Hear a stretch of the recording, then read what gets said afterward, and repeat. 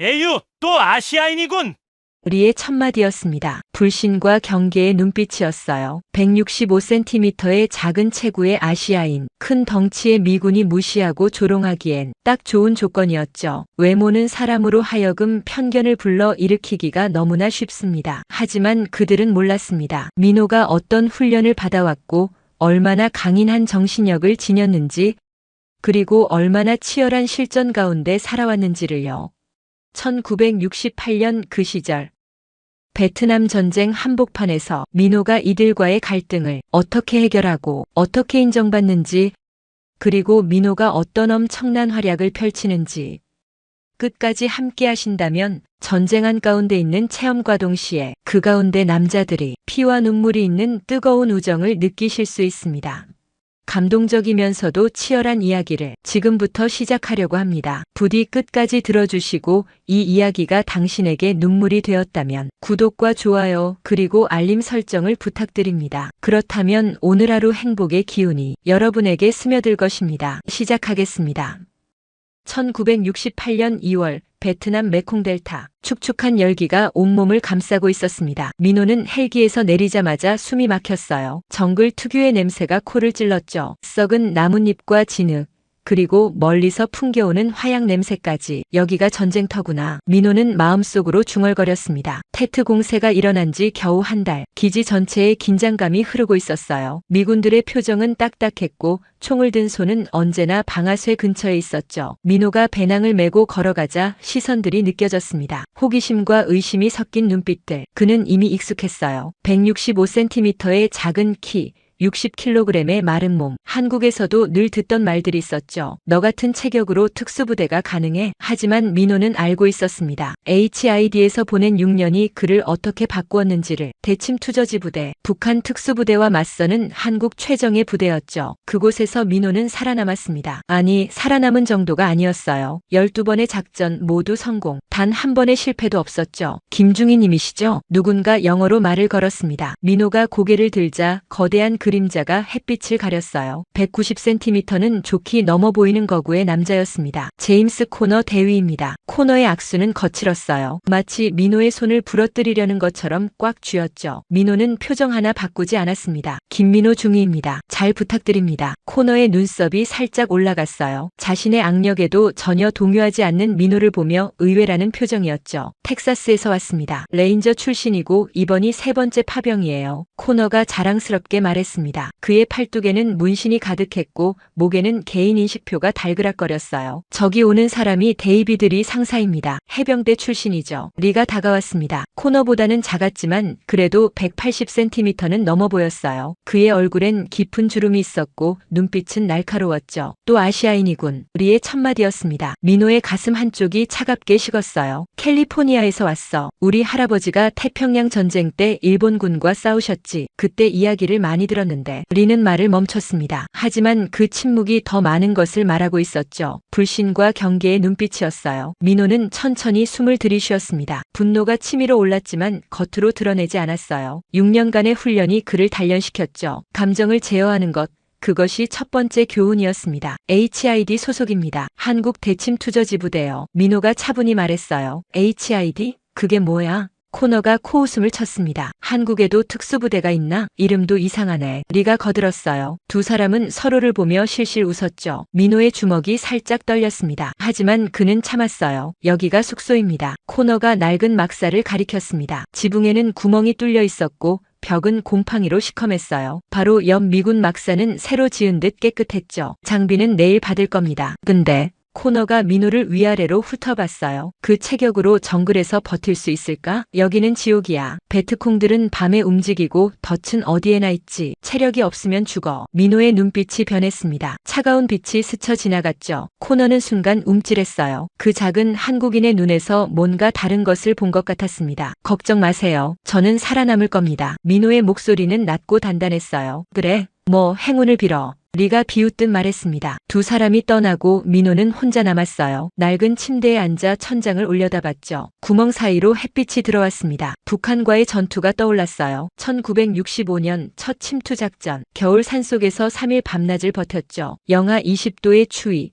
굶주림, 그리고 죽음의 공포. 하지만 민호는 살아남았습니다. 그리고 적을 잡았어요. 체격이 작다고 민호가 혼잣말을 했습니다. 그날 밤 북한 특수부대원 3명을 혼자 제압했던 기억이 생생했어요. 그들도 민호를 얕봤죠. 작고 어린 한국 군인이라고. 하지만 결과는 달랐습니다. 민호는 배낭에서 사진 한 장을 꺼냈어요. HID 동료들과 찍은 사진이었죠. 모두 웃고 있었습니다. 지옥 같은 훈련을 함께 견딘 전우들. 형들, 저 여기서도 잘할게요. 사진을 가슴에 품었습니다. 따뜻함이 느껴졌어요. 밖에서 총소리가 들렸습니다. 멀리서 폭발음도 났죠. 전쟁은 계속되고 있었어요. 민호는 일어났습니다. 장비를 정리하기 시작했죠. M1 카빈 소총을 분해했다가 다시 조립했어요. 눈을 감고도 할 수 있는 일이었죠. 6년간 매일 했던 일. 내일부터가 진짜 시작이야. 창밖을 바라봤습니다. 정글이 어둠 속에 잠겨 있었어요. 어디선가 새소리가 들렸고 바람이 나뭇잎을 흔들었죠. 민호는 알고 있었습니다. 저 정글 속에 적이 있다는 것을, 그리고 자신을 무시하는 미군들도 곧 알게 될 거라는 것을, 진짜 전사가 누구인지. 다음 날 아침이 밝았습니다. 김중희 일어나. 코너에 거친 목소리가 들렸어요. 민호는 이미 일어나 있었죠. 새벽 5시부터 운동을 마치고 장비 점검까지 끝낸 상태였습니다. 벌써 일어났네? 코너가 놀란 표정을 지었어요. 작전 회의가 있어. 따라와. 회의실에는 미군 장교들이 모여 있었습니다. 모두 민호를 쳐다봤어요. 수군거리는 소리가 들렸죠. 저 사람이 한국에서 온 애야? 정말 작네. 중학생 같아. 제대로 싸울 수나 있을까? 민호의 귀에 다 들렸습니다. 하지만 그는 침묵했어요. 말보다 행동으로 보여주는 것. 그것이 HID의 방식이었죠. 오늘부터 작전 구역을 나눕니다. 지휘관이 지도를 펼쳤어요. A구역과 B구역은 우리가 맡는다.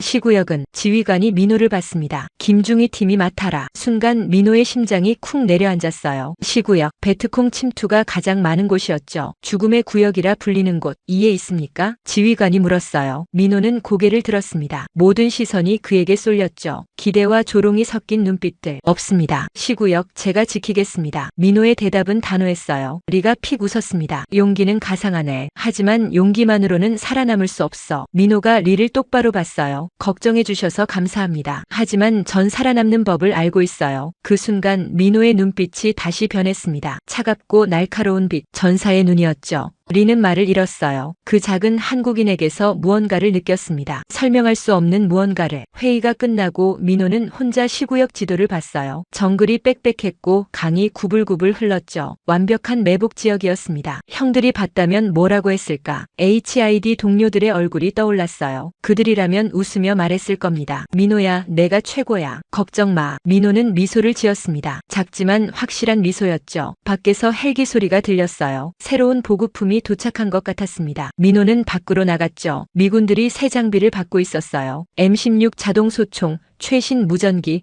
야간 투시경까지. 반면 민호에게 주어진 것은 낡은 M1 카빈과 구형 장비들 뿐이었죠. 체격이 작으니까 가벼운 게 나을 거야. 보급 담당자가 말했어요. 민호는 아무 말 없이 장비를 받았습니다. 분노가 치밀었지만 참았어요. 그때였습니다. 적습, 베트콩이다. 누군가 소리쳤어요. 순간 기지가 발칵 뒤집혔죠. 총소리가 울렸고 병사들이 뛰어다녔습니다. 민호는 본능적으로 움직였어요. 총을 들고 엄폐물 뒤로 몸을 숨겼죠. 그리고 주변을 살폈습니다. 적이다. 정글 끝자락에 그림자가 보였어요. 민호는 총을 겨눴습니다. 숨을 멈췄죠. 그리고 탕! 정확한 한 발. 그림자가 쓰러졌어요. 맞췄다. 누군가 소리쳤습니다. 모두가 민호를 봤어요. 놀란 표정들이었죠. 어떻게? 그 거리에서 코너가 말을 더듬었습니다. 민호는 총을 내렸어요. 그리고 조용히 말했죠. 운이 좋았어요. 하지만 그것은 운이 아니었습니다. 6년간의 훈련, 수백 번의 사격 연습. 그 모든 것이 만든 실력이었죠. 그날 저녁 민호는 혼자 앉아 있었어요. 내일부터 시구역 정찰이 시작됩니다. 죽음의 구역으로 들어가는 것이죠. 두렵지 않다면 거짓말일 겁니다. 하지만 민호는 각오가 되어 있었어요. 이제 시작이야. 별이 빛나는 하늘을 올려다봤습니다. 한국에서 보던 것과 같은 별들이었죠. 민호는 주먹을 꽉 쥐었어요. 내일 모든 것이 바뀔 겁니다. 다음 날 아침 무기고 앞이 시끄러웠습니다. 미군들이 줄을 서서 새 장비를 받고 있었어요. 민호도 그 줄 끝에 섰죠.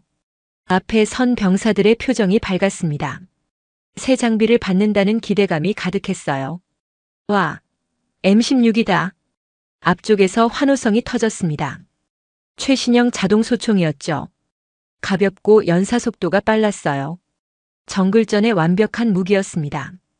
민호의 차례가 다가왔어요. 그런데 이상했습니다. 보급 담당 상사가 민호를 위아래로 훑어보더니 고개를 저었어요. 너한테는 이거야. 상사가 내민 것은 M1 카빈이었습니다. 2차 대전 때 쓰던 구형 소총이었죠. 민호의 가슴이 철렁 내려앉았어요. 왜 저만 구형을 받는 거죠? 민호가 물었습니다. 목소리는 침착했지만 속은 부글부글 끓고 있었어요. 체격이 작으니까 가벼운 무기가 나을 거야. M16은 반동이 세거든.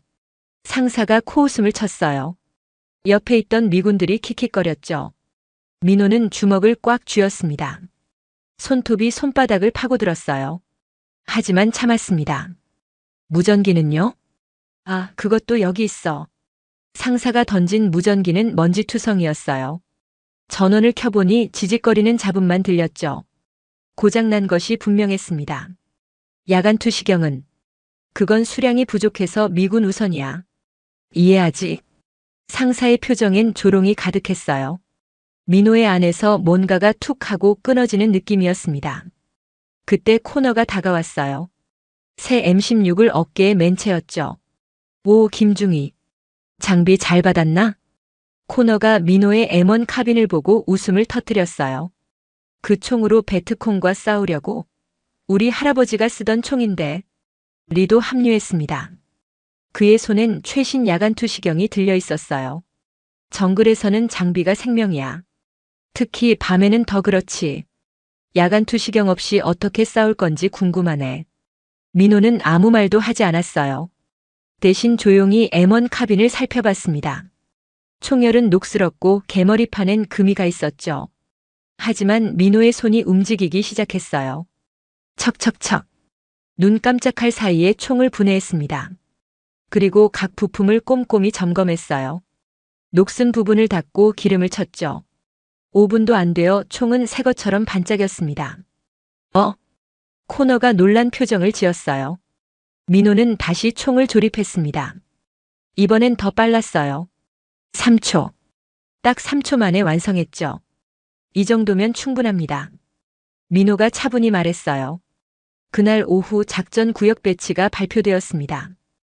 A구역은 1소대, B구역은 2소대. 지휘관이 지도를 가리켰어요. 두 구역 모두 기지에서 가까웠고 상대적으로 안전한 곳이었죠. C구역은 김중희 팀. 순간 회의실이 조용해졌어요. 모두가 민호를 봤습니다. 동정과 조롱이 섞인 시선들이었죠. C구역. 일명 죽음의 계곡이었어요. 베트콩 침투가 가장 많고 부비 트랩이 질비한 곳. 지난달에만 미군 5명이 목숨을 잃었죠. 이해 있습니까?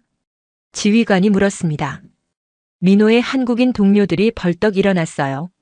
불공평합니다. 왜 우리만 가장 위험한 곳에? 조용. 민호가 동료들을 제지했어요. 그리고 지휘관을 똑바로 봤죠. 시구역 맞겠습니다. 정말인가? 네. 오히려 좋을 수도 있어요. 민호의 대답에 모두가 어리둥절했습니다. 상대방이 우리를 과소평가하니까요. 그게 우리의 무기가 될 수 있습니다. 민호의 눈빛이 날카롭게 빛났어요.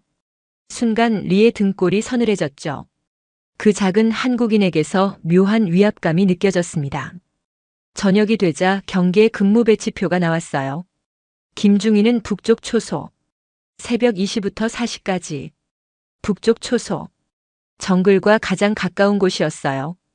베트콩이 가장 자주 나타나는 위치였죠. 게다가 새벽 2시에서 4시는 마의 시간이라 불렸습니다. 가장 졸리고 가장 위험한 시간이었어요. 잠깐 그건 너무. 한국군 병사가 항의하려 했지만 민호가 막았어요. 괜찮아요. 제가 하겠습니다. 그날 밤 민호는 혼자 막사에 있었어요. 낡은 M1 카빈을 무릎에 올려놓고 천천히 닫고 있었죠. 그때 과거가 떠올랐습니다. 1966년 겨울. 강원도 산속이었어요. 북한 특수부대 3명이 침투했다는 보고가 들어왔죠. 민호의 팀이 추격에 나섰습니다. 민호야, 내가 막내니까 후방 지원해. 선임이 말했었어요. 그때도 민호는 막내였고 체격이 작았죠. 하지만 결과는 달랐습니다. 선임들이 매복에 걸렸을 때 민호가 나타났어요. 작은 체격을 이용해 바위 틈을 통과했고 적의 뒤를 잡았죠. 혼자서 3명을 모두 제압했습니다. 어떻게 그게 가능했어? 나중에 선임이 물었었어요. 작으니까 빨랐어요. 그리고 적이 저를 무시했고요. 민호가 대답했었죠. 탁탁탁. 밖에서 빗소리가 들렸습니다. 베트남의 우기가 시작된 것 같았어요. 민호는 일어났습니다. 경계 근무 시간이 다가왔어요. 낡은 판초 우의를 입고 M1 카빈을 들었죠. 북쪽 초소로 걸어가는 길. 다른 미군들이 수군거렸어요. 저 녀석 오늘 밤 살아남을 수 있을까? 내기할까? 나는 못 버틴다의 $10. 민호는 못 들은 척했습니다. 하지만 마음 한구석이 쓰라렸어요. 초소에 도착했습니다. 비는 점점 거세졌고 시야는 10m도 안 보였죠. 야간 투시경이 있었다면 훨씬 나았을 텐데. 민호는 눈을 감았습니다. 그리고 귀를 열었어요. HID에서 배운 것이 있었습니다. 눈이 아닌 귀로 듣는 법. 정글의 소리를 구분하는 법. 빗소리, 바람소리, 그리고 그 속에 숨은 발자국 소리까지. 시간이 흘렀어요. 새벽 3시가 되었습니다. 그때였어요. 찰칵. 아주 작은 소리였습니다. 나뭇가지가 부러지는 소리. 하지만 민호는 들었어요. 총을 들었습니다. 숨을 멈췄죠. 그리고 기다렸어요. 또 다른 소리. 이번엔 더 가까웠습니다. 민호의 손가락이 방아쇠로 갔어요. 하지만 쏘지 않았습니다. 아직이었어요. 인내심. 그것이 HID가 가르친 또 다른 교훈이었죠. 5분이 지났습니다. 10분이 지났어요. 그리고 거기 누구야? 민호가 소리쳤습니다. 동시에 조명탄을 쏘았어요. 펑. 하늘이 밝아졌습니다. 그리고 보였어요. 정글 끝자락에 숨어있던 그림자들이. 베트콩 5명이었죠. 적이다. 북쪽 초소의 적. 민호가 무전기에 대고 외쳤어요. 고장난 무전기였지만 필사적으로 고쳐서 겨우 작동시켰죠. 탕, 탕, 탕. 민호의 M1 카빈이 불을 뿜었습니다. 구형이었지만 민호의 손에선 달랐어요. 정확한 사격. 베트콩 2명이 쓰러졌죠. 나머지는 정글로 도망쳤습니다.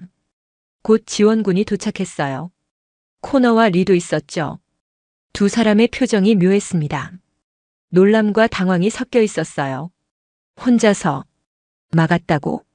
코너가 믿기지 않는다는 표정으로 물었어요. 운이 좋았어요. 민호가 대답했습니다. 빗물이 얼굴을 타고 흘러내렸어요. 지쳐 보였지만 눈빛은 살아있었죠. 리가 쓰러진 베트콩을 확인했습니다. 정확한 사격이야. 모두 급소에 맞았어. 그의 목소리에 처음으로 인정하는 듯한 톤이 섞였어요. 민호는 아무 말 없이 초소로 돌아갔습니다. 경계 근무가 아직 끝나지 않았으니까요. 빗속에서 홀로 서 있는 민호의 뒷모습을 보며 코너가 중얼거렸어요. 저 녀석. 뭔가 다르다. 새벽 4시. 정글이 숨을 죽이고 있었습니다. 너무 조용했어요. 새소리도 벌레 소리도 들리지 않았죠. 민호는 본능적으로 총을 꽉 쥐었습니다. 이상해요. 옆에 있던 한국군 병사가 속삭였어요. 그 순간이었습니다. 따따따따. 기관총 소리가 정글을 찢었어요. 동시에 여러 방향에서 총성이 터졌습니다. 찰리 빅터. 찰리 빅터. 적 침투. 무전기가 요란하게 울렸어요. 베트콩의 대규모 공격이었습니다. 민호는 즉시 엄폐물 뒤로 몸을 숨겼어요. 그리고 상황을 파악했죠. 적은 최소 30명. 기지 3방향에서 동시에 공격하고 있었습니다. 2소대는 동쪽, 3소대는 서쪽을 막아라. 지휘관의 명령이 떨어졌어요. 그런데 이상했습니다. 북쪽에서는 공격이 없었어요. 민호의 가슴이 철렁했죠. 뭔가 잘못되었다는 느낌이 들었습니다. 코너 대위와 리 상사는 어디 있습니까? 민호가 무전기에 대고 물었어요. 북쪽 정찰 나갔는데. 잠깐 그들한테서 응답이 없어. 민호의 눈이 커졌습니다. 북쪽, 공격이 없던 곳. 그곳에 코너와 리가 있었어요. 함정이었습니다. 제가 가겠습니다. 민호가 벌떡 일어났어요. 안 돼. 너무 위험해. 지휘관이 말렸지만 민호는 이미 움직이고 있었죠. 정글로 뛰어들었습니다. 어둠이 그를 삼켰어요. 나뭇가지가 얼굴을 핥히었고 덩굴이 발목을 잡았죠. 하지만 민호는 멈추지 않았습니다. 30분 거리를 15분에 주파해야 했어요. 민호의 숨이 거칠어졌습니다. 심장이 미친 듯이 뛰었어요. 하지만 발걸음은 조용했죠. HID에서 배운 무음 이동법이었습니다. 그때 총소리가 들렸어요. 가까웠습니다. 젠장, 탄약이 떨어진다. 코너의 목소리였어요. 민호의 가슴이 뛰었죠. 아직 살아있었습니다. 민호는 조심스럽게 접근했어요. 그리고 보았습니다. 코너와 리가 큰 바위 뒤에 숨어 있었어요. 그들을 둘러싼 베트콩은 8명. 천천히 포위망을 좁히고 있었죠. 항복해라, 미국인. 베트콩 대장이 영어로 외쳤어요. 꿈도 꾸지 마. 리가 대답했지만 그의 목소리엔 절망이 묻어났습니다. 탄창에 남은 탄약은 겨우 몇 발. 상황은 최악이었어요. 민호는 주변을 살폈습니다. 베트콩들의 위치를 하나하나 확인했어요. 그리고 계획을 세웠죠. 8명을 상대로 정면 공격은 자살행위였습니다. 하지만 민호에겐 다른 방법이 있었어요. 은밀 제압. HID에서 가장 먼저 배운 기술이었죠. 소리 없이 흔적 없이 적을 하나씩 제거하는 방법. 민호는 칼을 뽑았습니다. 그리고 첫 번째 목표를 향해 움직였어요. 바스락. 일부러 작은 소리를 냈습니다. 베트콩 한 명이 고개를 돌렸어요. 뭐야? 그가 확인하러 왔습니다. 혼자였어요. 민호가 기다리던 순간이었죠. 쉭. 정확한 일격. 베트콩이 소리 없이 쓰러졌어요. 민호는 시체를 덤불 속에 숨겼습니다. 7명 남았어요. 민호는 다시 움직였습니다. 이번엔 반대편으로 돌았어요. 또 다른 베트콩이 나무에 기대어 있었죠. 방심하고 있었습니다. 두 번째 제거. 6명. 시간이 흘렀습니다. 10분, 20분. 민호는 유령처럼 움직였어요. 하나씩 베트콩들이 사라졌죠. 쯔엉이 어디 갔지? 베트콩 대장이 이상함을 눈치챘어요. 주변을 둘러봤지만 동료 4명이 보이지 않았죠. 뭔가 이상해. 경계해. 남은 4명이 긴장했습니다. 총을 들고 주변을 살폈어요. 그때였습니다. 탕. 민호의 M1 카빈이 불을 뿜었어요. 베트콩 한 명이 쓰러졌죠. 적이다. 나머지 3명이 민호가 있는 방향으로 총을 쐈어요. 하지만 민호는 이미 그곳에 없었습니다. 탕. 탕. 다른 방향에서 총소리가 났어요. 또 2명이 쓰러졌죠. 베트콩 대장만 남았습니다. 그의 얼굴이 창백해졌어요. 공포에 떨며 주변을 둘러봤죠. 누구야? 나와. 그가 소리쳤지만 대답은 없었습니다. 그리고 뒤야. 민호의 차가운 목소리가 들렸어요. 베트콩 대장이 돌아보는 순간 민호의 주먹이 그의 턱을 강타했습니다. 툭. 대장이 쓰러졌어요. 8명. 모두 제압했습니다. 30분 만에요. 안전합니다. 나오세요. 민호가 바위 뒤를 향해 말했어요. 코너와 리가 조심스럽게 나왔습니다. 두 사람의 표정은 충격 그 자체였어요. 입이 떡 벌어져 있었고 눈은 믿기지 않는다는 듯 크게 떠 있었죠. 이게 정말 가능한 일인가? 코너가 더듬거리며 물었어요. 그의 목소리가 떨렸습니다. 혼자서 8명을? 리는 말을 잇지 못했어요. 주변에 쓰러진 베트콩들을 보며 몸을 떨었죠. 민호는 차분하게 총을 내렸습니다. 빨리 돌아가야 합니다. 아직 전투가 끝나지 않았어요. 그는 앞장서서 걸었어요. 코너와 리는 멍하니 그의 뒷모습을 바라봤죠. 작고 마른 체격의 한국인. 그들이 무시했던 그 사람이 방금 그들의 목숨을 구했습니다. 기지로 돌아가는 길. 리가 갑자기 멈춰 섰어요. 김중희. 민호가 돌아봤습니다. 고맙다. 리의 목소리는 작았지만 진심이 담겨 있었어요. 처음으로 민호를 제대로 본 것 같았죠. 민호는 고개를 끄덕였습니다. 전우니까요. 단순한 대답이었지만 그 안에 많은 의미가 담겨 있었어요. 기지에 도착했을 때 전투는 거의 끝나 있었습니다. 베트콩들이 퇴각한 것이었죠. 코너, 리, 살아있었구나. 지휘관이 반가워했어요. 그리고 물었죠. 대체 어떻게 빠져나온 거야?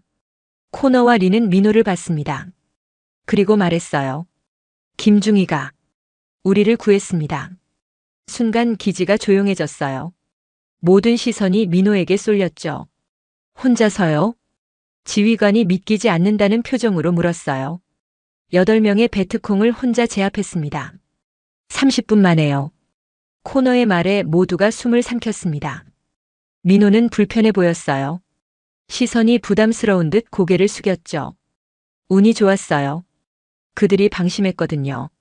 하지만 코너는 고개를 저었습니다. 아니야. 그건 운이 아니었어. 그는 잠시 말을 멈췄어요. 그리고 힘주어 말했죠. 진짜 실력이었어. 그날 밤 민호는 혼자 앉아 있었어요. 별이 빛나는 하늘을 올려다봤죠.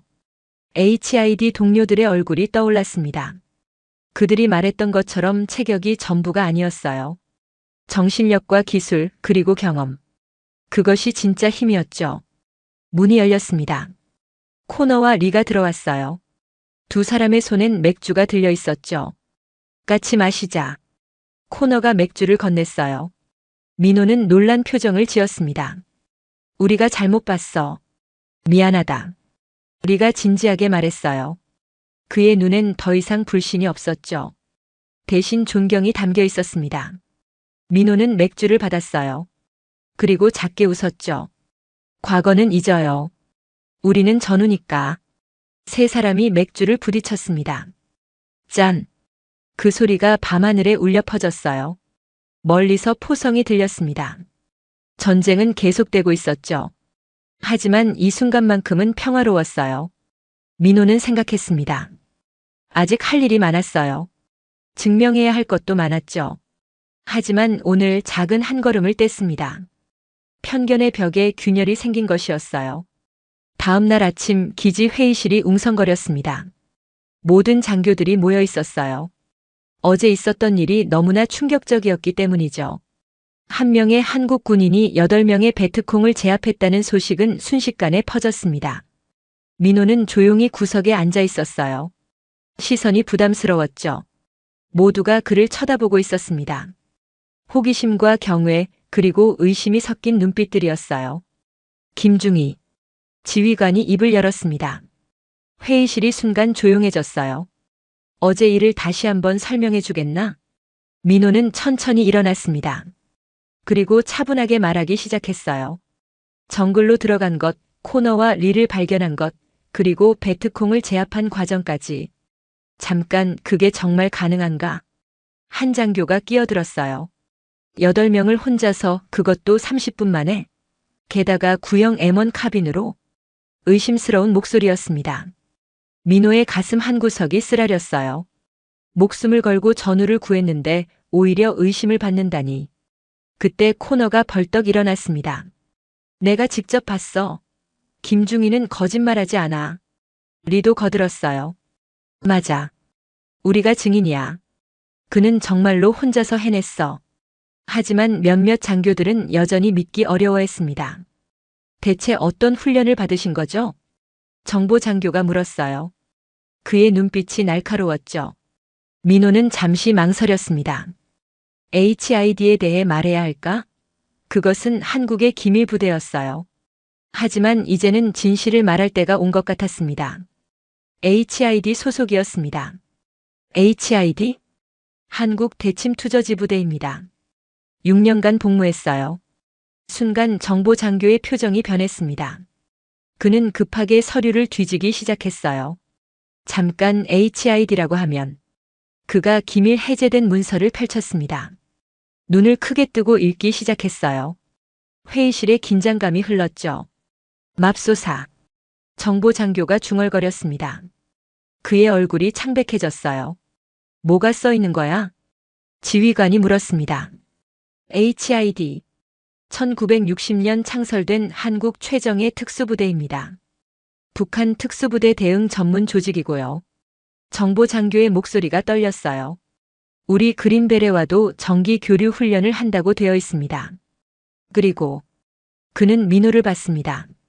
선발 기준이 엄청나게 까다롭네요. 1000명 중 단 3명만 합격한다고. 회의실이 술렁였습니다. 모두가 민호를 다시 봤어요. 그 작은 체격의 한국인이 그런 엘리트 부대 출신이라니. 김중희, 당신의 개인 기록은? 지휘관이 물었습니다. 민호는 깊게 숨을 들이쉬었어요. 그리고 말하기 시작했죠. 북한 124군 침투 저지 작전 5차례 참여했습니다. 124군. 북한 최정예 특수부대였어요. 그 이름만으로도 공포의 대상이었죠. 무장 간첩 생포 작전 7차례. 민호의 목소리는 담담했지만 내용은 충격적이었어요.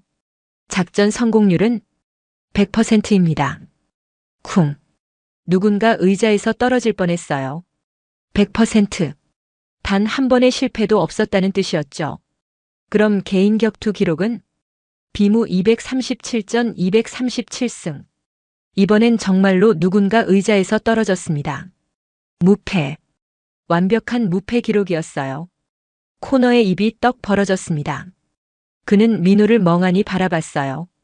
자신이 얼마나 어리석었는지 깨달은 표정이었죠. 우리가 정말 바보였다.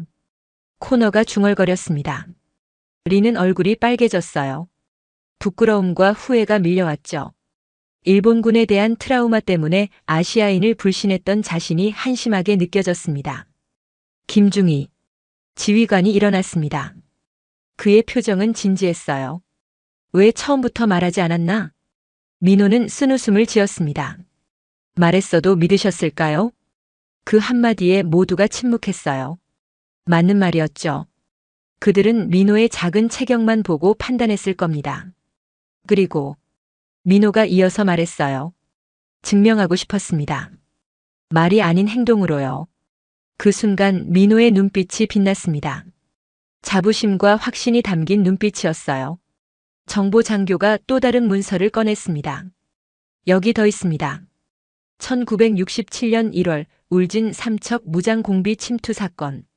그는 문서를 읽었어요. 김민호 중위가 단독으로 무장공비 4명을 생포했다고 되어 있네요. 그것도 무기 없이 맨손으로. 헉. 여러 명이 동시에 숨을 삼켰습니다. 맨손으로 4명을? 믿기지 않는다는 표정들이었어요. 민호는 조용히 말했습니다. 그들도 저를 얕봤어요. 작고 어려 보인다고. 그의 목소리엔 쓴웃음이 섞여 있었죠. 하지만 HID에서 배웠습니다. 진짜 힘은 체격이 아니라 기술과 정신력이라고. 코너가 갑자기 일어났습니다. 그리고 민호에게 다가갔어요. 모두가 긴장했죠. 무슨 일이 일어날까봐. 하지만 코너는 무릎을 꿇었습니다. 미안하다. 정말 미안하다. 그의 목소리가 떨렸어요. 눈에는 눈물이 고여 있었죠. 나는 내가 약하다고 생각했어. 체격만 보고 판단했지. 하지만 넌 내가 만난 최고의 전사야. 리도 다가왔습니다. 그도 고개를 숙였어요. 용서해줘. 내 편견 때문에 너를 무시했어. 할아버지의 이야기 때문에 아시아인을 불신했는데. 내가 틀렸어. 민호는 당황했습니다. 이런 반응은 예상하지 못했어요. 일어나세요. 과거는 과거일 뿐이에요. 민호가 두 사람을 일으켜 세웠습니다. 우리는 전우입니다. 서로를 이해하는 데 시간이 필요했을 뿐이죠. 그때 한 병사가 뛰어들어왔어요. 보고합니다. 베트콩 대규모 부대가 접근 중입니다. 순간 긴장감이 흘렀습니다. 하지만 이번엔 달랐어요. 모두가 민호를 봤죠. 김중희 작전을 지휘해 주겠나? 지휘관이 물었습니다. 민호는 놀란 표정을 지었어요. 저는 한국군인데 실력 있는 사람이 지휘해야지. 계급이나 국적이 무슨 상관인가? 지휘관의 말에 모두가 고개를 끄덕였습니다. 민호는 심호흡을 했어요. 그리고 지도를 펼쳤죠. 좋습니다. 들어주세요. 그의 목소리가 달라졌어요. 확신과 카리스마가 넘쳤죠. 베트콩은 정글을 이용할 겁니다. 하지만 우리도 그들의 전술을 역이용할 수 있어요. 민호가 지도에 표시를 하기 시작했습니다. 1소대는 여기, 2소대는 여기. 적을 유인한 후 포위합니다. 하지만 그들이 숨어 있으면 제가 먼저 들어가겠습니다. 정찰 후 신호를 보낼게요. 혼자서? 제 특기예요. 민호가 미소를 지었습니다. 자신감 넘치는 미소였죠. 작전이 시작되었습니다. 민호는 정글로 사라졌어요. 30분 후 신호가 왔습니다. 적 위치 확인. 40명. 지금 공격하면 됩니다. 완벽한 타이밍이었어요. 미군들이 공격했고 베트콩은 당황했죠. 포위당한 것을 깨달았을 때는 이미 늦었습니다. 전투는 1시간 만에 끝났어요. 완벽한 승리였죠. 미군 사상자는 제로.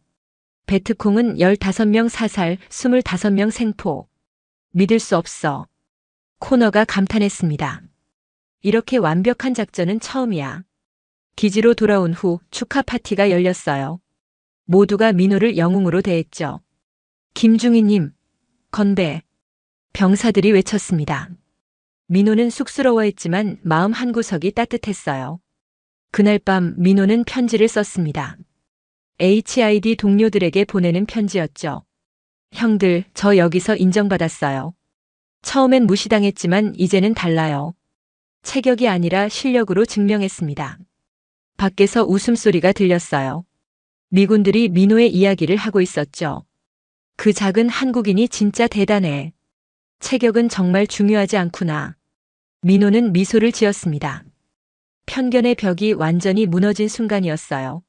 아침 햇살이 기지를 비추고 있었습니다. 평소와 달리 모든 병사들이 연병장에 모여 있었어요. 무언가 특별한 일이 있을 것 같은 분위기였죠.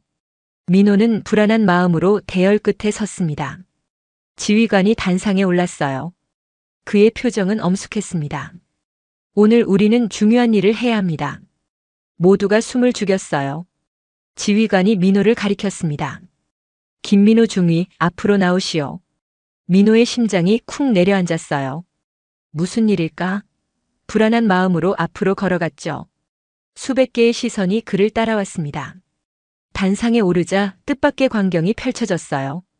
코너와 리 그리고 미군 장교들이 줄지어 서 있었습니다. 그들의 표정은 진지하고 엄숙했어요. 김중희. 코너가 먼저 입을 열었습니다. 그의 목소리가 떨렸어요. 우리는 당신에게 공식적으로 사과합니다. 그가 깊이 고개를 숙였습니다. 90도로 굽힌 허리. 미군 대위가 한국 중위에게 고개를 숙인 것이었어요. 체격만 보고 판단한 우리가 잘못했습니다. 편견에 사로잡혀 진짜 전사를 알아보지 못했어요. 리도 고개를 숙였습니다.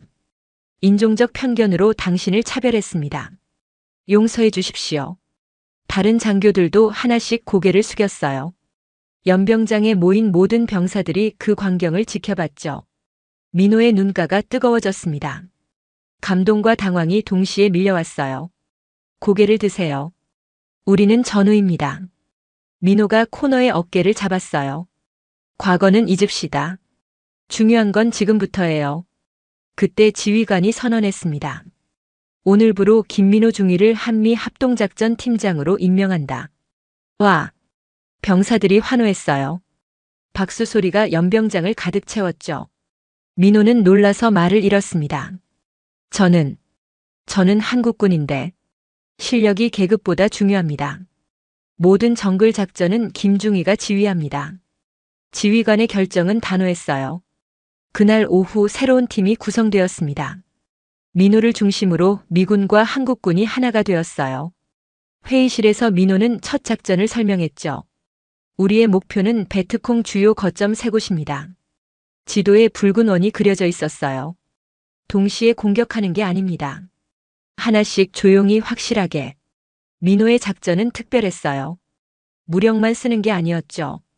코너 대위는 화력 지원을 맡아주세요. 당신의 강한 체력과 사격 실력이 필요합니다. 코너가 고개를 끄덕였어요. 처음으로 누군가 그의 장점을 정확히 파악하고 활용하는 것 같았죠. 리 상사는 통신과 정보 수집을 담당해 주세요. 당신의 분석력이 뛰어나니까요. 리도 놀랐습니다. 민호가 짧은 시간에 모두의 특성을 파악했다는 게 놀라웠어요. 한국군은 저와 함께 침투조가 됩니다. 우리의 장점은 조용하고 빠른 것이니까요. 완벽한 역할 분담이었어요. 각자의 강점을 살린 배치였죠. 첫 번째 작전이 시작되었습니다. 새벽 3시. 칠흑 같은 어둠 속에서 팀이 움직였어요. 민호가 앞장섰고 한국군이 뒤를 따랐죠.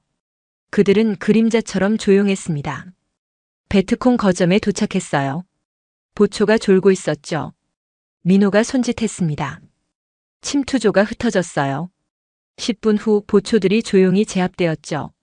지금이야. 민호의 신호에 코너의 팀이 돌입했습니다. 화력으로 압도했어요. 베트콩들은 저항도 제대로 못하고 항복했죠. 첫 번째 거점 함락.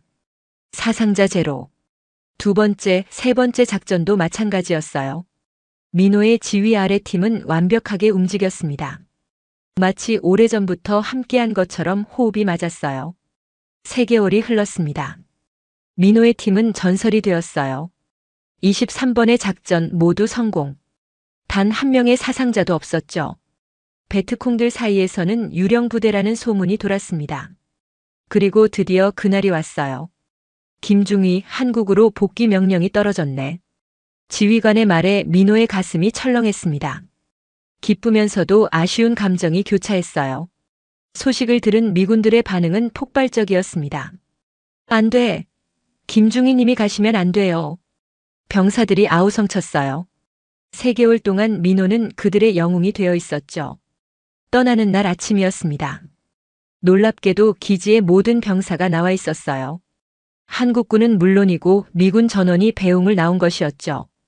김중희. 코너가 다가왔습니다. 그의 눈가가 붉어져 있었어요. 당신 덕분에 진정한 군인이 무엇인지 배웠어요.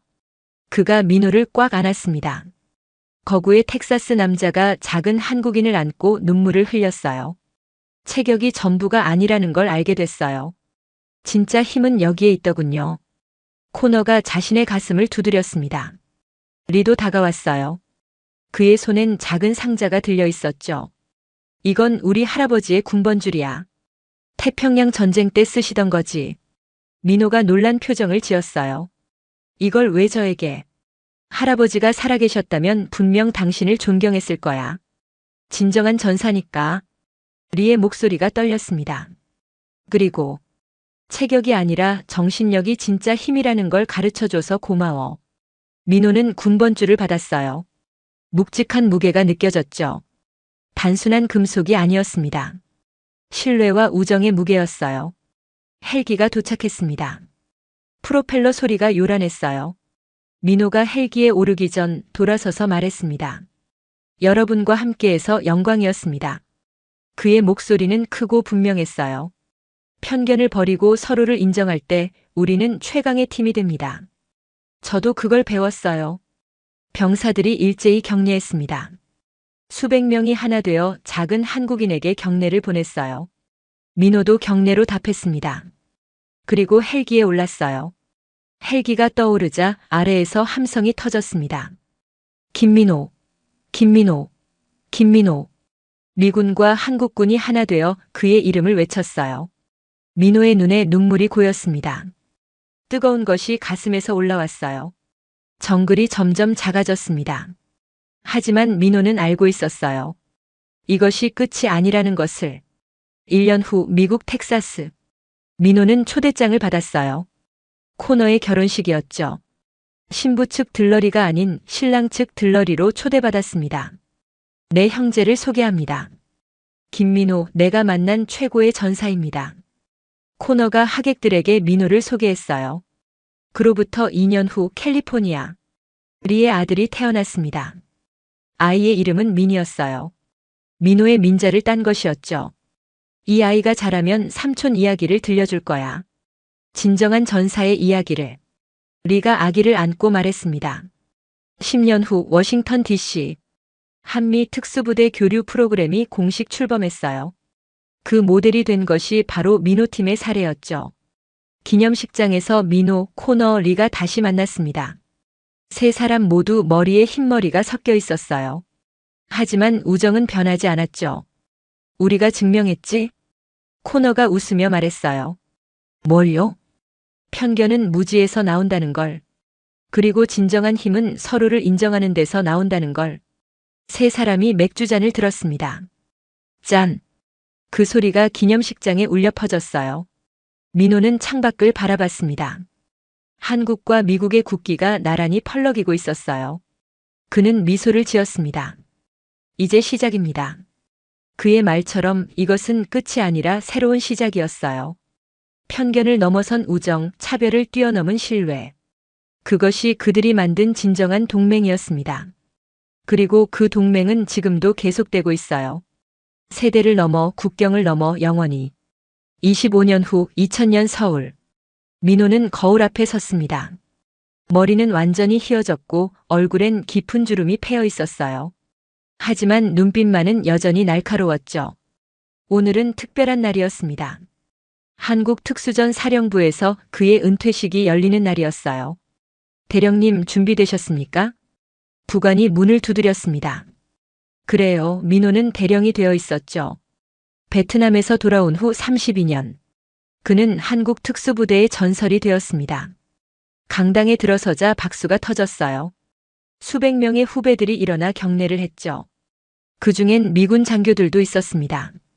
단상에 오른 민호는 잠시 침묵했어요. 그리고 천천히 입을 열었습니다. 1968년 베트남에서 저는 중요한 교훈을 배웠습니다. 강당이 조용해졌어요. 사람을 겉모습으로 판단하지 말라는 것이었죠. 저도 처음엔 미군들의 체격에 주눅이 들었어요. 하지만 민호가 미소를 지었습니다. 진정한 힘은 체격이 아니라 마음에서 나온다는 걸 깨달았습니다. 그리고 편견을 버릴 때 우리는 더 강해진다는 것도요. 그때 강당 뒤쪽에서 누군가 일어났습니다. 백발의 노인 2명이었어요. 민호, 코너였습니다. 이제 70이 넘은 나이였지만 여전히 우렁찬 목소리였어요.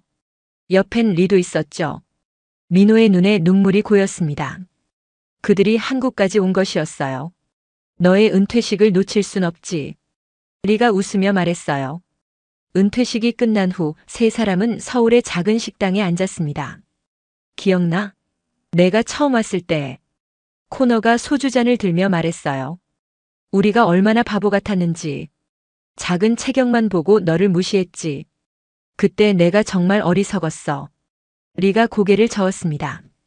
할아버지 때문에 아시아인을 미워했는데 정작 내 인생 최고의 친구가 아시아인이 됐으니. 민호는 두 친구를 바라봤어요. 주름진 얼굴, 느려진 움직임. 하지만 우정은 변하지 않았죠.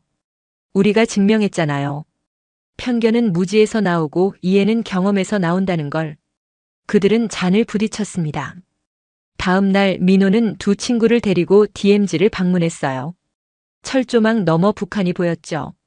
여기서 내가 훈련받았어요. HID 시절에. 민호가 설명했습니다. 매일 밤 침투를 막았죠. 그때 배운 기술이 베트남에서 여러분을 구한 거예요. 코너가 철조망을 바라봤어요. 너희도 전쟁 중이구나. 우리처럼. 하지만 이제는 달라요.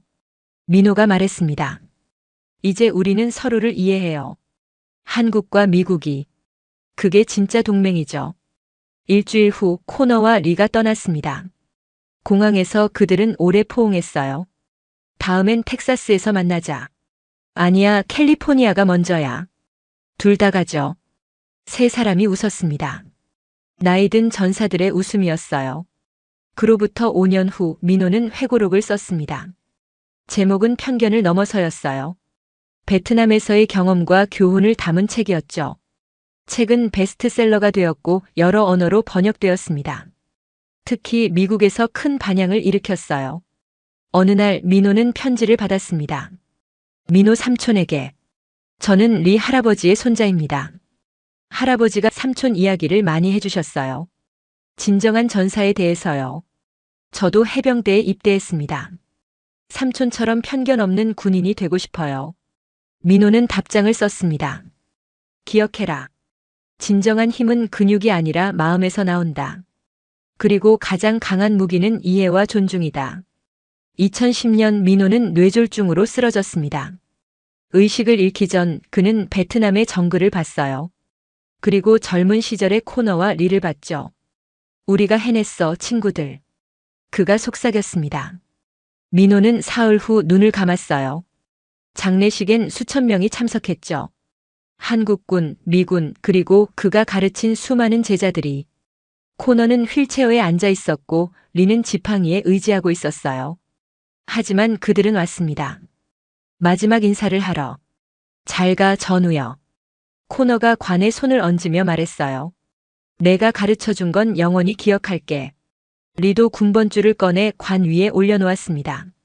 민호가 돌려준 그 군번줄이었어요. 이제 내 거야, 영원히. 그들이 떠난 후 민호의 아들이 아버지의 유품을 정리했습니다. 그 중엔 낡은 사진이 있었어요. 1968년 베트남에서 찍은 사진이었죠. 사진 속엔 젊은 민호와 코너, 리가 웃고 있었습니다. 사진 뒤엔 이렇게 적혀 있었어요. 편견을 넘어 만난 진정한 전우들. 영원히 잊지 않겠다. 나야. 아버지 상태 치매래. 아직 초기인데. 시간 문제지. 장남아들의 전화 통화였어요. 낮에 보여준 따뜻함은 온데간데 없고 냉정하고 차가울 뿐. 재산 이대로면 장남인네가 관리할 것 같은데 결국 다 내 거 아니겠냐? 영진이 가슴이 덜컥 내려앉았습니다. 40년간 가장 사랑한 아들이 이런 생각을 하고 있었다니. 군인연금도 상당하고 부동산도 몇 채 있으니까 이제 인생 핀 거지. 현아랑 준호, 걔들은 신경 쓸 필요 없어. 어차피 아버지는 나만 믿으시니까. 그렇게 전화를 끊은 민수가 다시 침대 옆으로 다가왔어요. 조용히 영진이 이마에 손을 얹었죠. 아버지, 이젠 푹 쉬세요. 부디 지금 그 상태로 쭉 가셔요. 그 손길이 차갑게 느껴졌습니다. 영진이 마음속에서는 참을 수 없는 분노와 서글픈 감정이 부딪혔습니다. 한때는 육군 중장 3스타로 이름을 날렸던 그였지만 지금은 무기력하게 병원에 누워있는 영진. 하지만 지금부터 가장 사랑했던 아들을 향한 처절하고도 가슴 아픈 복수가 시작됩니다.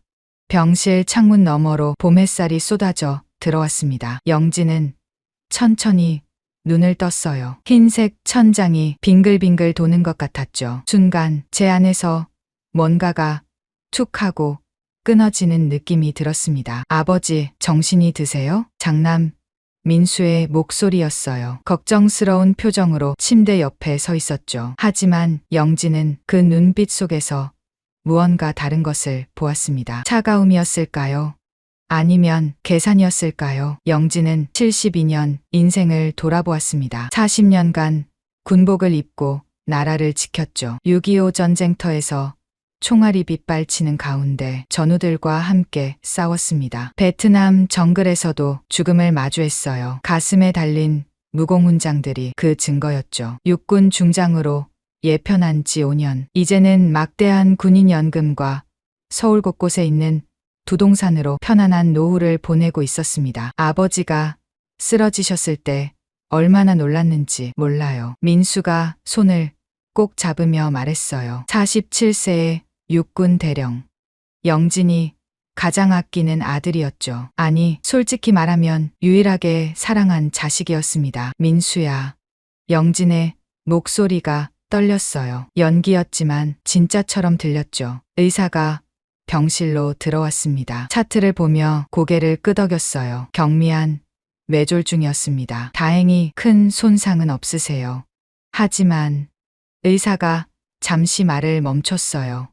민수가 급하게 물었죠. 하지만 뭐가 있나요, 선생님? 뇌 검사 결과 초기 치매 증상이 보입니다. 아직 확실하지는 않지만 주의 깊게 지켜봐야 할 것 같습니다. 순간 영진의 마음이 움츠러들었습니다. 치매라니. 하지만 이상하게도 머리는 또렷했어요. 기억도 선명했죠. 그때 번뜩이는 생각이 스쳤습니다. 이참에 가족들의 진심을 확인해 보는 건 어떨까? 영진은 눈을 감았어요. 치매 환자처럼 보이려고 애썼죠. 둘째 현아와 막내 준호도 병원에 왔습니다. 현아는 45세의 국방부 군무원이었고 준호는 43세의 군법무관이었어요. 두 사람 모두 아버지를 따라 군과 관련된 일을 했지만 영진의 사랑을 받지는 못했죠. 아버지, 저 알아보시겠어요? 현아가 조심스럽게 물었어요. 영진은 멍하니 바라보기만 했습니다. 준호가 한숨을 쉬었죠. 형, 아버지가 우리를 못 알아보시는 것 같아. 민수가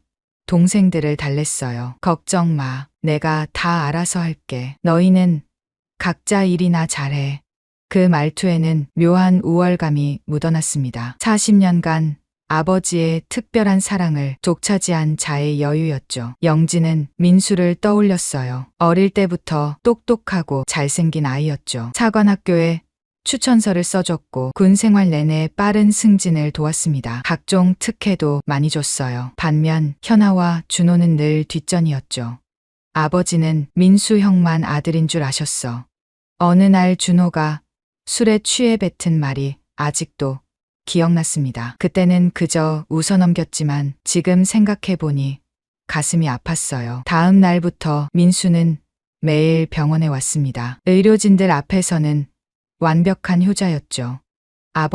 아버지가 좋아하시는 죽 사왔어요. 한 입만 드셔보세요. 간호사들이 감탄했습니다. 대령님은 정말 효자시네요. 매일 오시다니 당연한 일입니다. 아버지께서 저를 이렇게 키워주셨는데요. 민수가 겸손하게 웃었어요. 하지만 영진은 알았죠. 저 웃음 뒤에 숨은 계산을.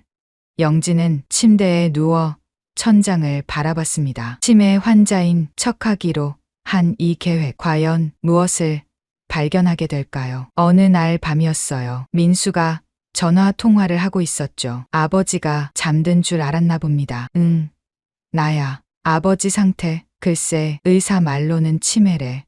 아직 초기라고 하는데 뭐 시간 문제겠지. 목소리가 차가웠어요.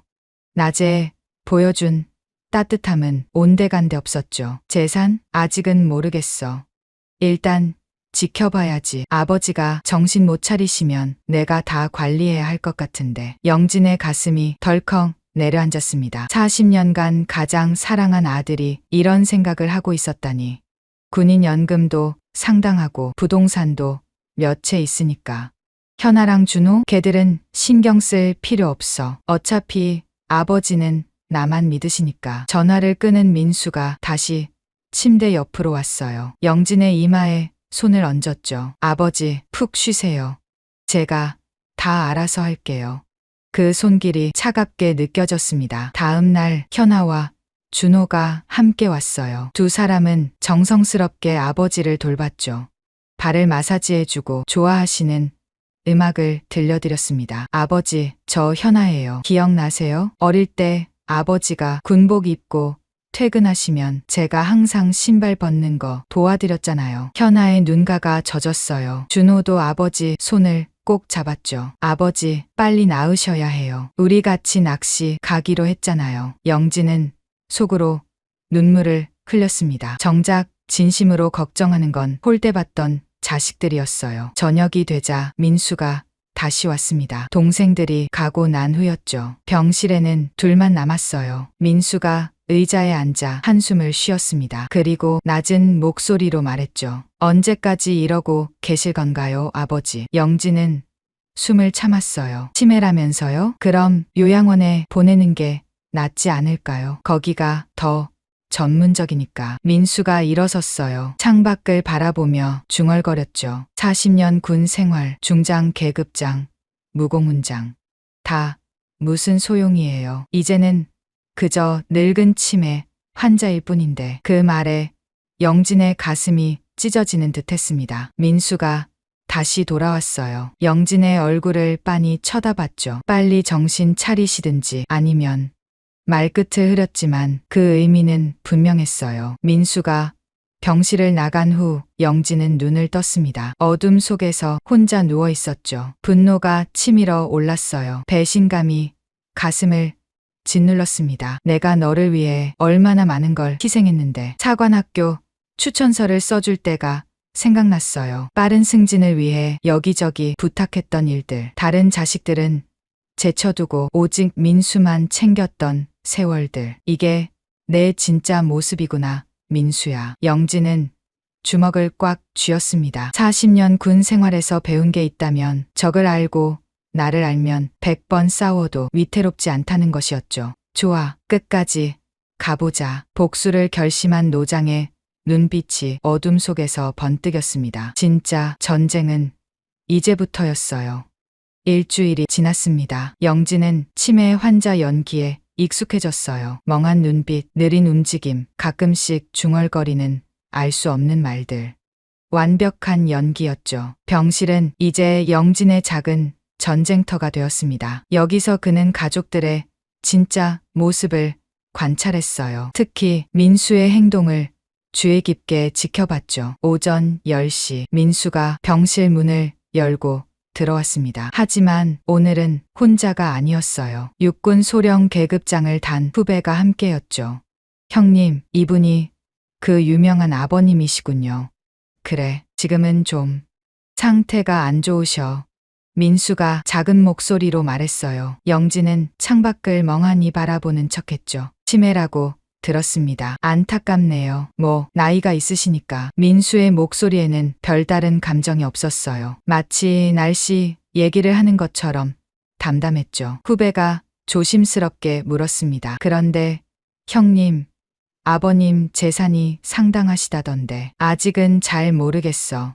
일단 상황을 좀 더 지켜봐야지. 민수가 아버지를 흘끗 봤어요. 영진은 계속 멍한 표정을 유지했죠. 만약 치매가 심해지시면 후견인 신청을 해야겠네요.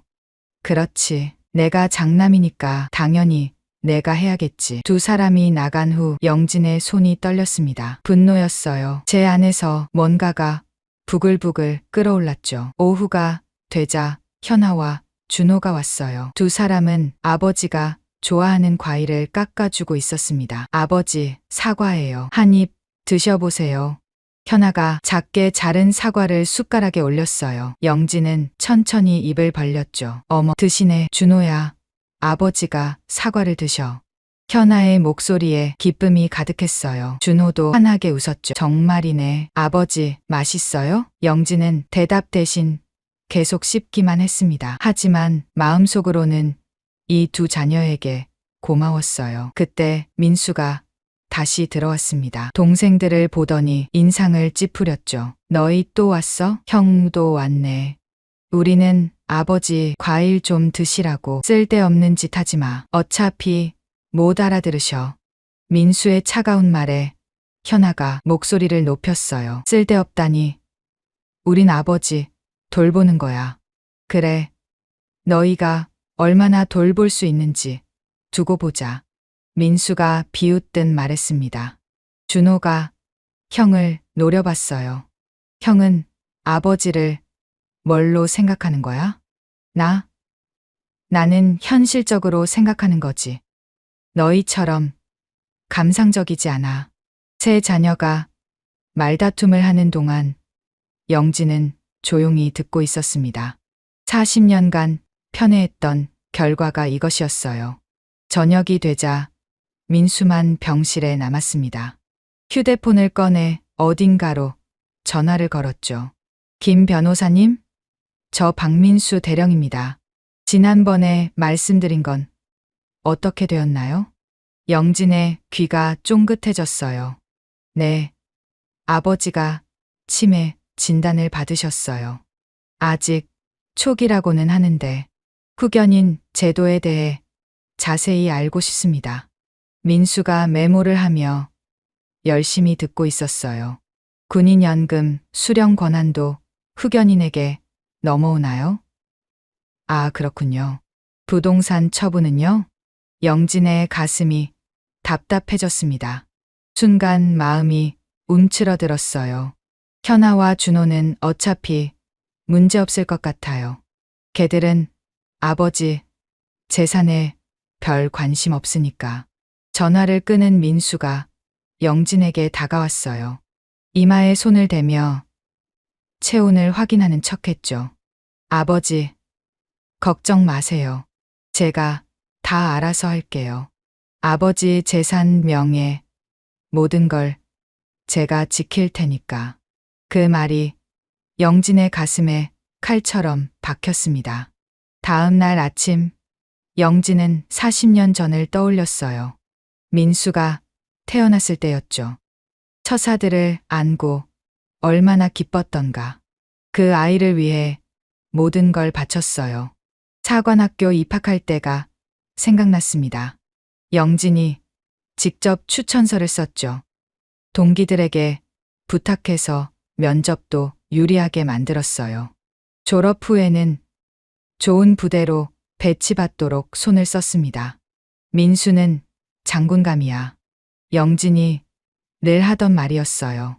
그 말을 들은 선후배들이 민수를 특별히 챙겼죠. 승진도 남들보다 빨랐습니다. 반면 현아와 준호는 알아서 크도록 내버려뒀어요. 그래도 두 아이는 열심히 살았죠. 현아는 스스로 공부해서 군무원이 되었고 준호는 법대를 나와 군법무관이 되었습니다. 내가 너무 편파적이었구나. 영진은 뒤늦은 후회를 했어요. 하지만 이미 늦었죠. 오후 3시 민수가 또 다른 장교들과 함께 왔습니다. 대령 2명과 중령 1명이었어요. 이분이 우리 아버님이야. 아, 박 중장님. 사진으로만 뵙다가 실제로 뵀네요. 한 대령이 경례를 했습니다. 영진은 반응하지 않았어요. 지금은 좀 알아보지 못하셔. 민수가 작게 말했죠. 장교들이 고개를 끄덕였어요. 치매가 오셨다고 들었습니다. 예. 앞으로 더 심해질 것 같아요. 민수가 한숨을 쉬었습니다. 하지만 영진은 봤어요. 그 한숨이 연기라는 걸. 아버님 재산 관리는 어떻게 하실 건가요? 중령이 조심스럽게 물었어요. 글쎄요. 일단은 제가 해야겠죠. 장남이니까. 당연하죠. 그런데 부동산이 꽤 있으시다면서요? 강남에 건물 2채, 경기도에 땅도 좀 있고, 군인연금도 매달 1,000만 원 넘게 나오고요. 장교들이 휘파람을 불었습니다. 대단하시네요. 역시 중장님이셔. 이제 그게 다 무슨 소용이에요. 정신을 못 차리시는데. 민수의 말에 영진의 손이 떨렸어요. 분노를 참기 힘들었죠. 장교들이 떠난 후 민수는 창가에 서서 밖을 봤습니다. 그리고 혼잣말처럼 중얼거렸어요. 아버지가 정신을 못 차리시니 이참에 정리할 건 정리해야지. 그 순간 영진의 눈에서 눈물이 흘렀습니다. 진짜 눈물이었어요. 저녁이 되어 현아와 준호가 다시 왔어요. 두 사람은 아버지 옆에 앉아 손을 잡았죠. 아버지, 우리예요. 오늘 하루는 어떠셨어요? 현아가 부드럽게 말했어요. 준호는 아버지 어깨를 주물렀죠. 아버지, 제가 좋아하시는 막걸리 사왔어요. 의사 선생님이 조금은 괜찮다고 하셔서. 준호가 작은 컵에 막걸리를 따랐어요. 영진의 입술에 대주었죠. 어릴 때 아버지랑 낚시 가서 먹던 막걸리 기억나세요? 영진은 천천히 막걸리를 마셨습니다. 그 맛이 그리웠어요. 밤 9시. 모두가 떠나고 민수만 남았어요. 그는 아버지 침대 옆에 앉아 낮은 목소리로 말했습니다. 아버지, 언제까지 이러실 건가요? 영진은 눈을 감고 있었어요. 빨리 정신 차리시든지 아니면 그냥 편하게 가세요. 민수가 일어섰습니다. 문을 열고 나가려다 다시 돌아봤어요. 40년 군 생활, 전쟁 영웅. 다 좋은데 이제는 물러나실 때예요. 제 시대가 왔으니까. 문이 닫히고 병실에 정적이 흘렀습니다. 영진은 눈을 떴어요. 어둠 속에서 주먹을 꽉 쥐었죠. 배신감과 분노가 온몸을 지배했습니다. 좋아, 민수야. 내가 원하는 전쟁이라면 해주지. 영진의 눈빛이 번뜩였어요. 40년 군 경험이 말해주고 있었죠.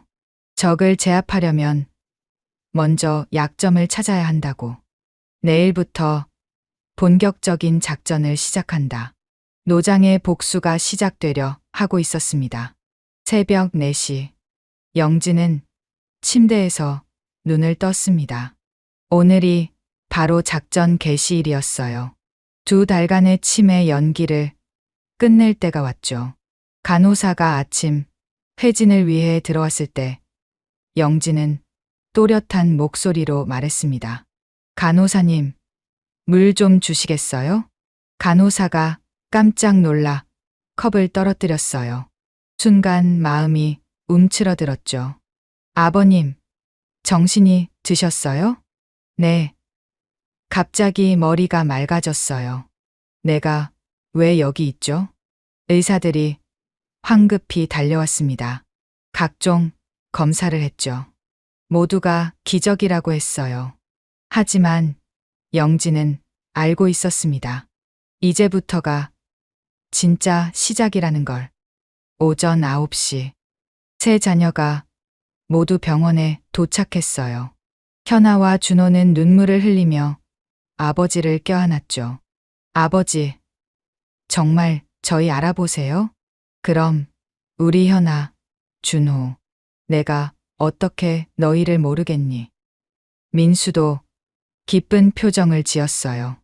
하지만 영진은 그 눈빛 속의 당황을 놓치지 않았죠. 아버지, 정말 다행이에요. 얼마나 걱정했는지 몰라요. 그래, 민수야. 고생 많았구나. 영진이 민수의 손을 꼭 잡았습니다. 그리고 진지한 표정으로 말했어요.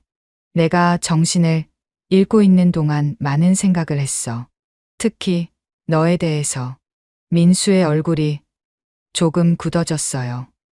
저요? 그래.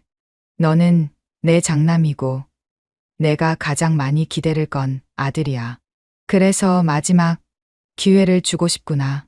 영진이 침대에서 일어나 앉았습니다. 세 자녀를 둘러봤죠. 민수야, 내가 10억을 줄 테니 민간 보안업체를 창업해라. 민수의 눈이 반짝였어요. 10억이라는 숫자가 귀에 꽂혔죠. 보안업체요? 그래. 군인으로서의 내 경험을 살릴 수 있는 사업이야. 6개월 안에 성과를 보여줘라. 영진이 서랍에서 서류를 꺼냈어요. 미리 준비해둔 각서였죠. 단, 조건이 있어. 6개월 안에 실패하면 넌 내 상속에서 제외된다. 군인 가문의 명예를 지킬 자격이 없다는 뜻이지. 민수의 얼굴이 창백해졌습니다. 그러다 억지로 웃으며 말했어요. 네, 아버지. 실망시키지 않을게요. 영진은 현아를 봤습니다. 현아야, 내가 회사 재정 관리를 맡아라. 모든 자금 흐름을 실시간으로 감시하고 보고해. 네, 아버지. 현아가 고개를 끄덕였어요. 준호에게도 역할을 줬죠. 준호, 넌 법률 자문을 맡아. 모든 계약서를 검토하고 문제가 없는지 확인해. 가족 회의가 끝난 후 영진은 혼자 남았습니다. 휴대폰을 꺼내 오래된 번호로 전화를 걸었어요. 나야, 김대령. 부탁이 있네. 전화 너머로 반가운 목소리가 들렸죠. 중장님, 오랜만입니다. 무슨 일이십니까? 내 아들 민수를 좀 감시해줬으면 하네.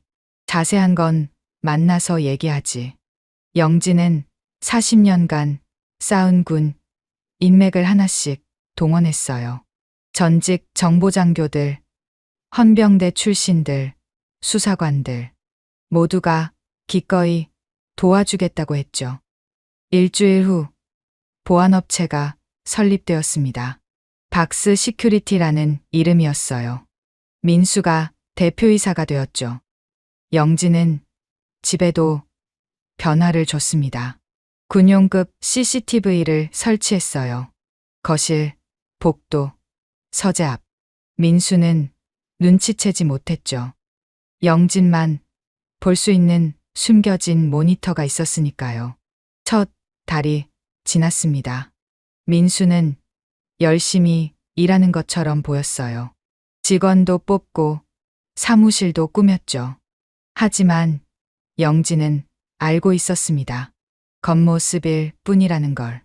어느 날 저녁 영진은 서재에서 CCTV 화면을 보고 있었어요. 민수가 회사 법인카드로 고급 레스토랑에서 식사하는 모습이 찍혔죠. 동행한 사람은 사업과 무관한 친구들이었습니다.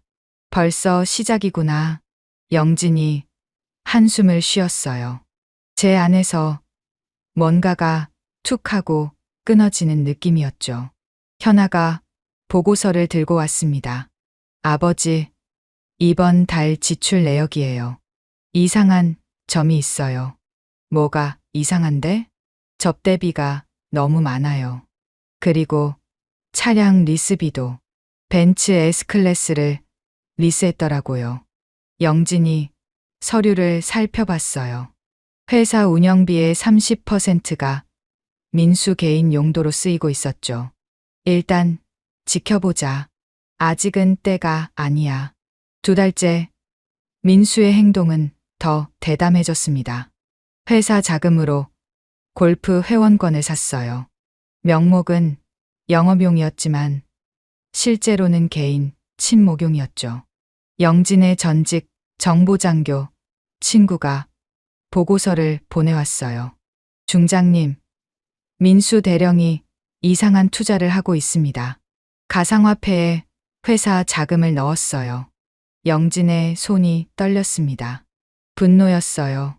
그날 밤 CCTV가 결정적인 장면을 포착했습니다. 새벽 2시 민수가 아버지 서재에 몰래 들어왔어요. 손전등을 들고 서랍을 뒤지기 시작했죠. 뭘 찾는 거니? 민수야. 영진이 모니터를 보며 중얼거렸어요.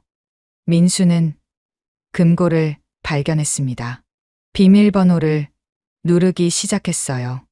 영진의 생일, 결혼기념일, 군번. 다 시도해봤지만 열리지 않았죠. 젠장. 민수가 욕을 했어요. 그리고 서랍에서 현금 뭉치를 발견했습니다. 500만 원 정도였죠. 민수는 주저없이 그것을 가방에 넣었어요. 영진의 가슴이 찢어지는 듯했습니다. 40년간 아낀 아들이 도둑이 되었어요. 다음 날 민수가 영진을 찾아왔습니다. 아버지, 회사 운영 자금이 좀 부족해요. 추가로 5억만 더. 안 돼. 영진이 단호하게 거절했어요. 왜요? 사업이 잘 되고 있는데. 정말 잘 되고 있니? 내가 모를 줄 알았나? 민수의 얼굴이 굳어졌습니다.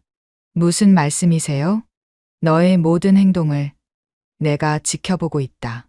회사 돈으로 개인 용도 지출, 가상화폐 투자 그리고 영진이 CCTV 사진을 내밀었어요. 서재에서 현금을 훔치는 장면이었죠. 이것까지. 민수의 얼굴이 하얗게 질렸습니다. 순간 마음이 움츠러들었어요. 아버지, 이건 오해예요. 제가 설명할게요. 됐다. 아직 3개월 남았으니 잘해봐라. 이번이 정말 마지막 기회다. 민수가 떠난 후 영진은 창밖을 바라봤습니다. 전쟁은 이제 중반에 접어들었어요. 준호가 들어왔습니다. 아버지, 민수 형이 이상한 계약서를 작성했어요. 허위 매출 계약서예요. 증거는 여기 있습니다. 실제로는 거래가 없는 유령 회사와 계약을 맺었어요. 영진이 서류를 받아들었습니다. 민수의 범죄 증거가 하나씩 쌓여가고 있었죠. 현아도 새로운 보고를 했어요. 아버지, 민수 오빠가 개인 계좌로 회사 돈을 빼돌렸어요. 총 2억 원이에요. 영진은 고개를 끄덕였습니다. 모든 증거를 모으고 있었어요. 결정적인 순간을 위해서 그날 밤 영진은 일기를 썼습니다. 군인은 명예를 생명처럼 여긴다. 하지만 내 아들은 그 명예를 돈과 바꿨다. 이제 군법의 심판을 받을 때가 왔다. 3달이 지났습니다. 민수의 회사는 겉으로는 정상적으로 보였지만 속은 텅 비어 있었어요. 10억 중 7억이 사라졌죠. 영진은 마지막 시험을 준비했습니다. 이번에는 민수의 진짜 본성을 완전히 드러낼 계획이었어요. 민수야, 내일 중요한 일이 있으니 병원에 와라. 무슨 일이신데요? 와서 알게 될 거다. 전화를 끊은 영진은 현아와 준호에게 연락했어요. 내일 마지막 작전이다. 너희들은 내 계획을 알고 있어야 해. 영진이 계획을 설명했습니다. 가짜 심장마비를 연출할 거라고. 현아와 준호는 놀랐지만 이해했어요. 아버지, 정말 괜찮으시겠어요? 걱정 마라. 이것이 민수에게 주는 마지막 시험이다. 다음 날이 밝았습니다. 운명의 날이었죠. 영진은 모든 준비를 마쳤어요. 40년 군 경력의 마지막 작전이 시작되려 하고 있었습니다. 아침 7시, 영진은 거실 소파에 앉아 있었습니다. 오늘이 바로 운명의 날이었어요. 현아와 준호는 이미 와 있었죠. 두 사람의 표정이 긴장되어 있었습니다. 아버지, 정말 괜찮으시겠어요? 현아가 걱정스럽게 물었어요. 영진은 고개를 끄덕였죠. 걱정 마라. 의사 친구가 대기하고 있어. 진짜 위험은 없을 거야. 8시 정각. 민수가 도착했습니다. 평소보다 늦었어요. 얼굴에는 짜증이 묻어났죠. 아버지, 무슨 일로 부르신 거예요? 회사 일이 바빠서. 그 순간이었습니다. 영진이 갑자기 가슴을 움켜잡았어요. 얼굴이 창백해졌죠. 온몸이 떨리기 시작했습니다. 영진이 소파에서 쓰러졌어요. 현아가 비명을 질렀죠. 아버지, 아버지. 준호가 급히 119에 전화했습니다. 민수도 놀란 표정으로 다가왔어요. 하지만 영진은 봤습니다. 민수의 눈빛에 섞인 다른 감정을. 당황보다는 계산이 먼저였죠. 구급차가 도착했습니다. 영진을 들것에 실었어요. 현아와 준호는 울면서 따라갔죠. 민수도 뒤따랐지만 휴대폰을 만지작거렸습니다. 구급차 안에서였어요. 구급대원들이 응급처치를 하는 동안 민수는 조용히 전화를 걸었습니다. 영진은 눈을 감고 있었지만 모든 걸 듣고 있었죠. 김 변호사님, 저 박민수입니다. 지금 아버지가 심장마비로 쓰러지셨어요. 민수의 목소리가 낮았어요. 구급대원들이 못 듣도록 조심했죠. 아버지가 위독한데 군인연금이 어떻게 상속되나요? 영진의 가슴이 찢어지는 듯했습니다.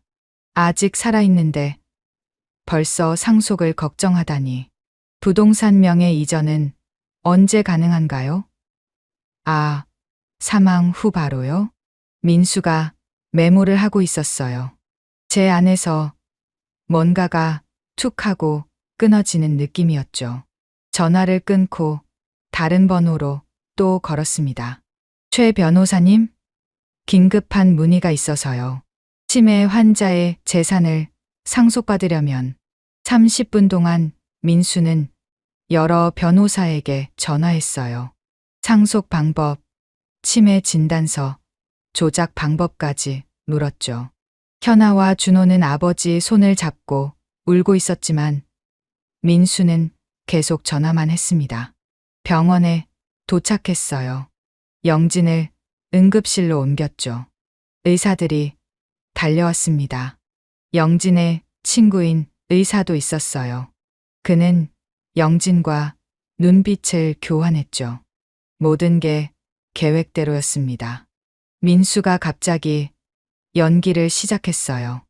의료진 앞에서 눈물을 흘렸죠. 아버지를 살려주세요. 제발 아버지를 살려주세요. 완벽한 효자 연기였습니다. 간호사들이 감동했어요. 하지만 영진은 알고 있었죠. 방금 전까지 상속 얘기를 하던 사람이 이 사람이라는 걸. 1시간 후 영진이 기적적으로 깨어났습니다. 의사가 설명했어요. 다행히 큰 문제는 없었습니다. 가벼운 부정맥이었어요. 민수의 얼굴에 실망이 스쳐 지나갔습니다. 금방 숨겼지만 영진은 놓치지 않았죠. 병실로 옮겨진 후 가족들만 남았습니다. 영진이 민수를 불렀어요. 민수야, 이리 와봐라. 민수가 다가왔습니다. 억지로 웃으며 말했죠. 아버지, 정말 다행이에요. 얼마나 놀랐는지. 그래? 정말 놀랐니? 영진이 침대 옆 서랍을 열었습니다. 작은 녹음기를 꺼냈어요. 이걸 한번 들어봐라. 녹음기에서 민수의 목소리가 흘러나왔습니다. 아버지가 위독한데 군인연금이 어떻게 상속되나요? 부동산 명의 이전은 언제 가능한가요? 민수의 얼굴이 하얗게 변했어요. 순간 마음이 움츠러들었죠. 아버지, 이건 기다려. 아직 더 있어. 녹음이 계속되었습니다. 치매 진단서